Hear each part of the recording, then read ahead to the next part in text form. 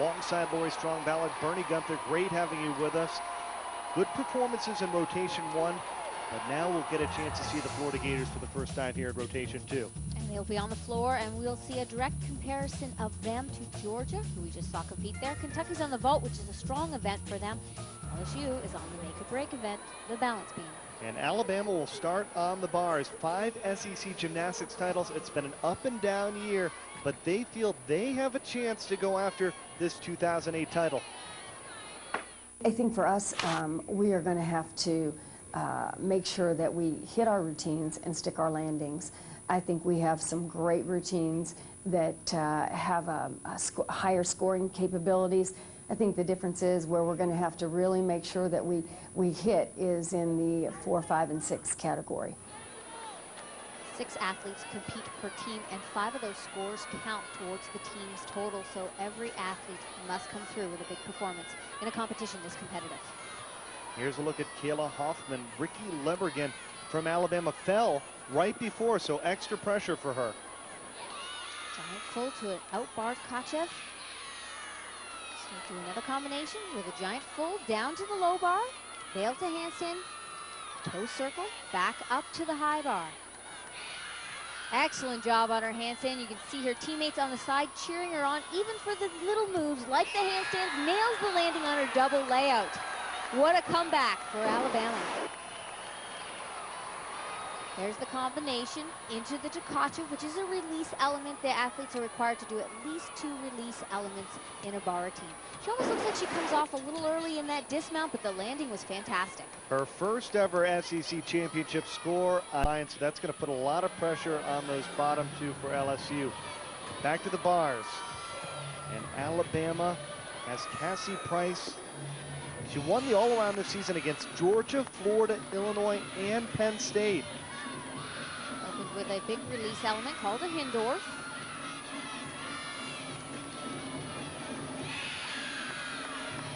They'll ease the pressure for Alabama, but they need another big hit here, so they don't have to count a fall. And the dismount, no problem. Tiny hop on a double layout.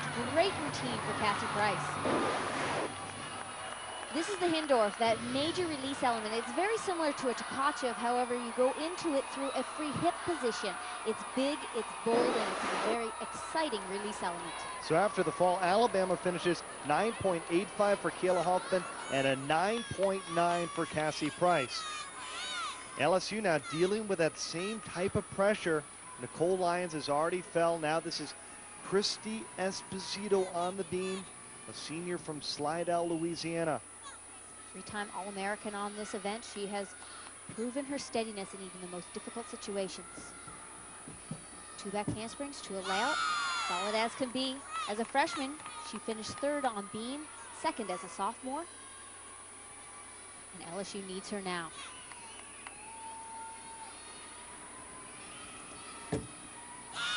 Her leg above horizontal. She takes a pause into the gainer layout. Quite often we see her combine those 2 elements. She might be holding back just slightly on some of the skills that she really doesn't need to connect. She will still get a 10-0 start value with the difficulty in the routine. Is that because of the fall? Could be because of the fall. Could be a situation where she is feeling some nerves right now. Slight wobble there on her front aerial. It may have been something that Dee Bro, the head coach, told her. Do not connect those 2 elements. We don't need it. Don't take the risk. And the dismount, a double back, again, fighting for the landing. Here's the tumble series. She does a great job of pushing down the beam. That helps keep her straight down that 4-inch wide beam. Also gives her rhythm and power into the landing. A score of 9.825. When we come back, can the Gators win back-to-back championships? They'll be on the floor after this. Feels like the Gators in great position for back-to-back. You know, we've really done a great job, I think, of pacing our athletes and making sure that we were able to rest our key performers when we had the opportunity. I think building off of our last dual competition that we had against Utah was great for our athletes, and it's helped prepare them mentally and physically and feel like we're building in the right direction where we want to be this year, where we're going to peak actually at nationals. Last year, Florida spent 11 of 12 weeks in that #1 spot in the nation. They felt that they almost peaked a little bit early at the SEC championships and just didn't have the energy or the enthusiasm come national championships.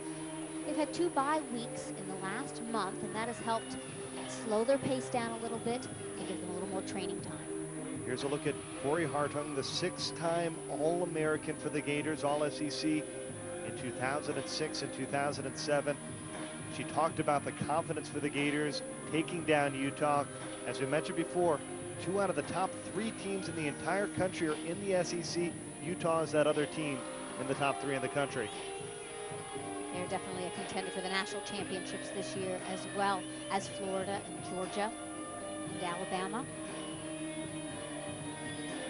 First 2 passes for Corey were twisting elements. She's not known for her huge power. For her, it is about her flexibility, her ballet training, her beautiful lines. She makes her difficulty through the twisting elements. A front double full and a triple twist in her first 2 passes. Final tumbling pass, a whip to a 2.5 twist, so she gets combination bonus. Connecting the whip to a D-level skill, the 2.5. Very unique look to this athlete. Extremely pleasing.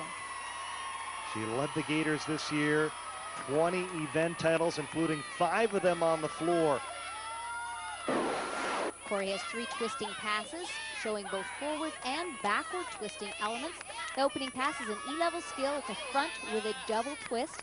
A little bit of a cross in the legs, but sometimes at full speed, it's tough for the judges to notice that. Not a bad score, 9.875. And back to the beam. Ashleigh Clare-Kearney, certainly one of the favorites, has a chance to bring back the all-around title to LSU. So twisting straddle jump, it's called a popa. Anytime you add twists to jumps, it increases the difficulty and the risk level. You're going to see another twisting jump there in the tuck position. Currently in the top 25 in the country in all 4 events. But the beam is not one of her strongest 2. Slight wobble on her tumble series there, but it's a difficult one. A back handspring to 2 layouts. In dual meets, the athletes are judged by 2 judges per event, but once you get to the championship portion of the season, there are 4 judges per event. The high and low are dropped, and the middle 2 are averaged. So it's that much more difficult to get that perfect 10 at the SEC championships and the nationals as well. Side aerial.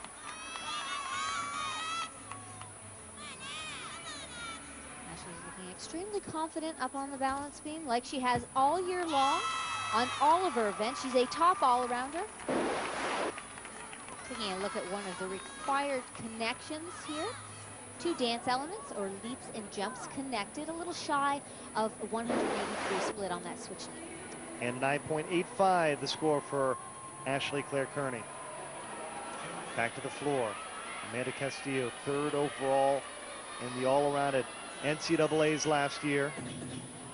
She was the SEC Freshman Gymnastics Athlete of the Year, just the 3rd Gator to be given that award behind Betsy Ham and Orly Smooch. Exceptional opening pass, an E-level skill. That's a piked full in. Now Amanda's known as the little firecracker. She's very vocal and confident in everything she does, and that personality shines in her floor routine. Extreme speed in her tumbling as well. A whip back to a double back. Power and speed are so important in being a strong tumbler. She was the SEC floor exercise champion a year ago as a freshman.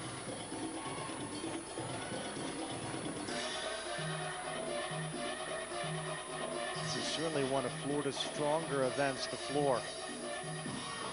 Heard Rhonda mention that they all open with E-level first passes, finish with D-level skills. So the difficulty levels there, the performance is also very pleasing. Worked hard on their choreography this year.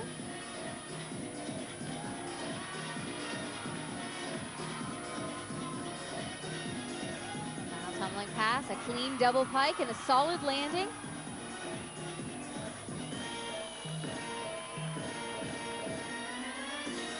It's fun, it's entertaining, and an exceptional routine for Amanda Castillo. Opening pass gains her 2/10 of bonus. She does a full in the pike position, which also, by doing it in the pike position, makes it look that much cleaner. This, again, will be the routine to beat.